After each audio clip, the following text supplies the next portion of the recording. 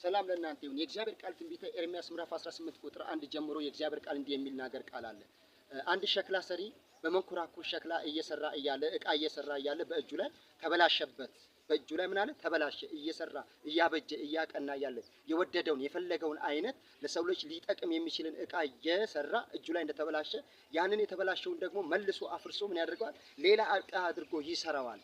ስለዚህም ማለት ይሄ ሸክላ ሰሪ ይሄንን ሲሰራ በእጁ ላይ ተበላሽቶ ሌላ ዕቃ አድርጎ እንደሚሰራ ሁሉ እንዲሁ ደግሞ እኔ እግዚአብሔር እስራኤልን እንደገና መስራት አልችልም ወይ ብሎ የእግዚአብሔር ቃል ወደ ኤርምያስ እንደመጣ እግዚአብሔር እንደገና እስራኤልን እንደሚያስብ እንደገና እንደሚያበጃት እንደገና እንደሚሰራት እንደገና እንደሚያድሳት የእግዚአብሔር ቃል ይናገራልና የተበላሸን ነገር መልክ ያጣን ነገር የገረጣን ነገር ህይወት ያጣን ነገር ተስፋ የተቆረጠበትን ነገር እንደገና እግዚአብሔር መስራት እንደሚችል ለእስራኤል ቤት ትንቢት ሲናገር እንመለከታለንና ይህ ሸክላ ሰሪ እየሰራ ያለ ጀበና እየሰራ ያለ ቢበላሽበት ይሄ አይጠቅምም ብሎ አይጥለው ምን ያደርገዋል? እንደገና ሌላ የሚጠቅምና ዋጋ የሚያወጣ አድርጎ እንደሚሰራው የእግዚአብሔር ቃል ይናገራል።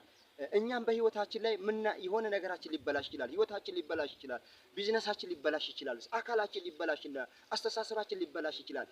ምድራችን ልትበላሽ ትችላለች። የተበላሸን ነገር መስራትና እንደገና ማበጀት የሚችል እንደሆነ እግዚአብሔር ይናገራልና ወገኖቼ የተበላሸባችሁ ነገር ምንድነው? ብዙ ነገር ሰው በህይወት ላይ በምድር ላይ ሲኖር በህይወት ዘመኑ ብዙ የሚበላሽበት ነገር አለ። እየሰራ ያለ የሚሰራ ሰው ሁሌም ሊበላሽበት የሚችል ብዙ ነገር አለ።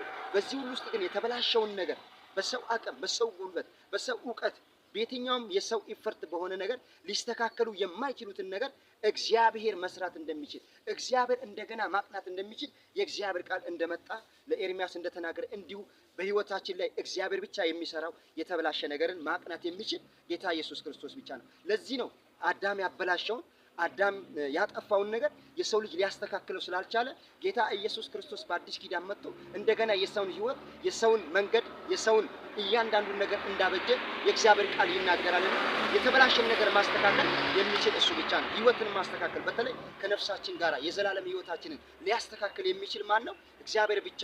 እኛ ልናስተካክላቸው የማንችለው ነገሮች ከኛ አቅም ከኛ ጉልበት በላይ የሆኑትን ነገር የእግዚአብሔር ልጅ ኢየሱስ ክርስቶስ ብቻ የሚሰራው የሚያስተካክለው ነገር ነው። ስለዚህ ምን ነው የተበላሸው ወንድሜ? ምን ነው የተበላሸው እህቴ?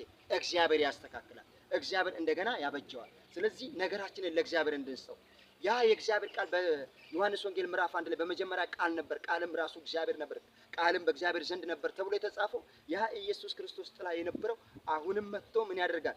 ነገራችንን እንዳስተካከለ ለነፍሳችን እረፍት ለነስጋችን ሰላምን እንደሰጠን እንዲሁ ዛሬም በምድራዊ ነገራችን ብዙ ነገራችንን ሊያስተካክል ሊያበጅ የሚችል አንድ አለ። እርሱም የእግዚአብሔር ልጅ ኢየሱስ ብቻ ነው። ስለዚህ የተበላሸን ነገር ለሱ ስጠው። ኤርምያስን እንደተናገረ እንዲሁ የዘመኑ ኤርምያሶች እኛ ነን። በክርስቶስ በኩል ነገራችንን ያስተካክሏል ብዬ እላለሁ። የተበላሸ ነገር ማስተካከል የሚችል እግዚአብሔር ብቻ ነው። ተባረኩ።